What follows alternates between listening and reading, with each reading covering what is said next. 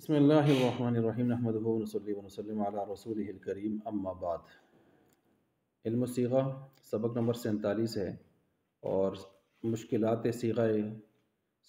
قرآنیہ کا بیان ہے۔ یہاں پر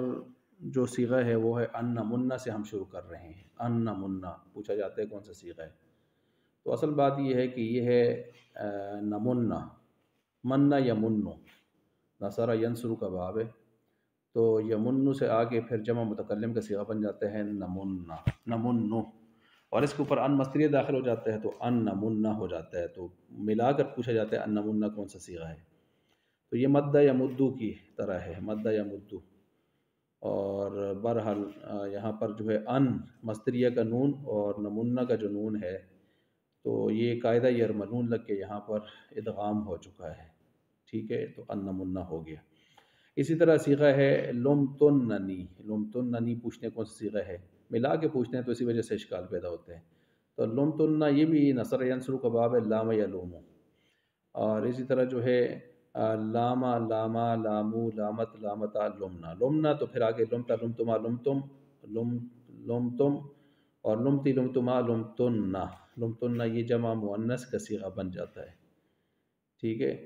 فعل ماضی معروف، اجوف ہے یہ اجوف، تو یہ قلتنہ کی طرح ہے، جیسے قلتنہ لمتنہ، تو نون وقایا یا ضمیر مفعول بھی اس کے ساتھ لگ گیا تو ملا کر پوچھا جاتا ہے لمتننی کون سا صیغہ ہے۔ اما ترینہ، یہ رعا یا راہ فتح یفتح کا باب ہے، اور اصل میں یہ صیغہ ہے ترعینہ، واحد مؤنث کا صیغہ ہے، واحد مؤنث حاضر کا، فعل مضارع کا، اور مؤکد بانون ثقیلہ اس کے ساتھ پھر یہ نون لگ گیا ترینہ، تو ترعینہ تھا تفتحینہ کے وزن پر، یسلو والا قاعدہ لگا تو پھر کیا ہو گیا، ترائینہ ہو گیا، اور یسلو قاعدہ لگ گیا، وہ جو بھی اس سے اس کی وجہ سے پھر جو ہے وہ یسلو والا قاعدہ، اور یسلو کے بعد جو ہے پھر ترمینہ والا قاعدہ وہ لگ گیا، ٹھیک ہے۔ تو حمزہ یسلو والے قاعدے سے افعال رؤیت میں چونکہ وجوبی لگتا ہے تو اس سے گر گیا ہے، اور یا جو گری ہے اس میں وہ ترمینہ کے قاعدے سے گر گئی ہے، تو بس پھر یہ ہو گیا ترائینہ۔ جب ترائینہ ہو گیا تو اس کے ساتھ جب ہم نون ثقیلہ لگاتے ہیں تو ظاہر بات ہے ترائینہ، تو پھر نون ثقیلہ یا جو ہے اس کو دوبارہ سے ہم حرکت دیتے ہیں، اور حرکت دے کے وہی ترینہ ہو جاتا ہے، ٹھیک ہو گیا ترینہ، کیونکہ ترعینہ تھا پہلے نا، پہلے یا پر کسرہ، تو اب لہٰذا اس کو ہم نے اسی کی مناسبت سے یا کی مناسبت سے ہم نے کسرہ دیا، ترعینہ ہو گیا، اور ویسے بھی واحد مؤنث کا صیغہ ہے تو وہ کسرہ ہی ہوتا ہے اس سے پہلے، تو اس وجہ سے ہم نے کسرہ دے دیا، ترینہ ہو گیا۔ اب یہ یہاں پر ترینہ نون ثقیلہ آ گیا ہے فعل مضارع کے اوپر، فعل مضارع پر پھر تو لام تاکیدیہ مفتوحہ بھی ہونا چاہیے، وہ یہاں نہیں ہے، تو جواب یہ ہے کہ جس طرح لام تاکیدیہ مفتوحہ نون ثقیلہ کے ساتھ فعل مضارع پر آتا ہے شروع میں، تو ایسے ہی اما بھی کبھی آتا ہے، تو یہاں اما شرطیہ آ گیا ہے، تو اما شرطیہ کے بعد بھی نون ثقیلہ فعل مضارع کے ساتھ لگ سکتا ہے، جیسے یہ اما ترینہ ہو گیا، ٹھیک ہے، صرف لام تاکیدیہ ہی ضروری نہیں ہے۔ اچھا، اس کے ساتھ ساتھ جو ہے یہاں پر کہ علم ترا،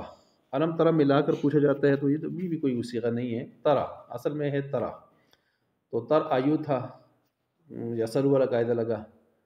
تو ترا ہو گیا، اور پھر اسی طرح جو ہے جب لم جازمہ داخل ہوا تو یا حرف رد گرا تو ترا ہو گیا، تو علم ترا اس لحاظ سے پوچھا جاتا ہے، واحد مذکر حاضر کا صیغہ ہے، فعل نفی جہت بلم، ٹھیک ہے، اس اعتبار سے صیغہ بن جاتا ہے۔ اچھا جی، اسی طرح قالینہ، قالینہ کے بارے میں پوچھا جاتا ہے، قالینہ قلا یقلی، یہ ضرب یضرب سے ہے، اور یہ اس میں فاعل کا صیغہ ہے، قالین اس میں فاعل کا صیغہ ہے اور ناقص ہے، یہ دشمنی رکھنے والے، قالیین تھا، حالت نسبی جری ہے نا، تو قالیین تھا، رامیین کی طرح اس میں قاعدہ لگا ہے، تو قالین ہو گیا ہے۔ تو اگرچہ یہ صیغہ آسان ہے، لیکن چونکہ دوسری زبانوں کے ساتھ اس کی جب ظاہری شکل صورت ملتی ہے نا، تو اس وجہ سے اشتراک جو ہے وہ ایک اجنبیت سی پیدا کرتا ہے یا تشویش پیدا کرتا ہے۔ مثلا دوسری زبانوں میں ایک لفظ ہے قالین، تو قالین وہ فرش پر بچھائی جانے والی چیز کو کہتے ہیں، تو قسم کے فرش کو جب کہتے ہیں تو لوگ عام طور پر قالین کے لفظ سے ادھر ہی پہنچ جاتے ہیں، حالانکہ ایسے نہیں ہے، ایسے نہیں ہے۔ اچھا، قالین کے بارے میں تھوڑی سی بات مزید بھی ہے جو آگے آ رہی ہے، جس کو ہم آگے پیش کریں گے۔